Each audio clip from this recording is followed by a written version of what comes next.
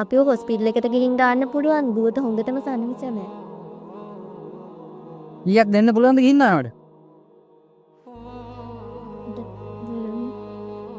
අනේ මල්ලි නංගව තියෙන නා රුපියල් 250යි. රුපියල් 250 මම රෝද දුන අතින් කරකවන්නද කියන්නේ? යන්න වෙන එකක් හොයාගන්න ගිහිල්ලා. අංග මට හරි අමාරු. ඒක මට ප්‍රශ්නයක් නෙමෙයිනේ සල්ලි නැත්තම් මේ වාහනේ නගින්න එපා.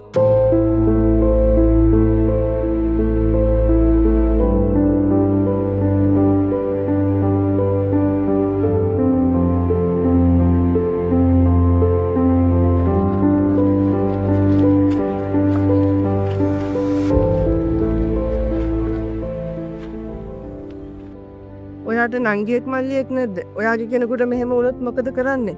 හදවතක් නෑ වගේ හැසිරෙන්න එපා. මට හදවතට වඩා තෙල් ටැංකිය වැඩගත් හරිද? කවුරුත් මේවට තෙල් ගහන්න සල්ලි දෙන්නේ නැහනේ. ඒත් හදවතක් නැතුව ජීවිතේ දුවන්න බෑ නේද අයියේ?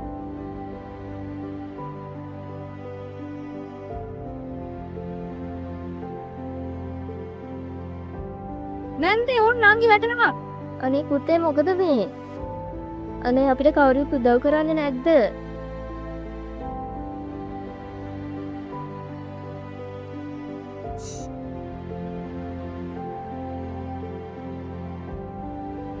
හරි නගින්නකෝ.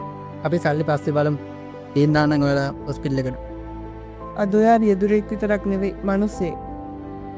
නගින්න පුතේ. නගින්න.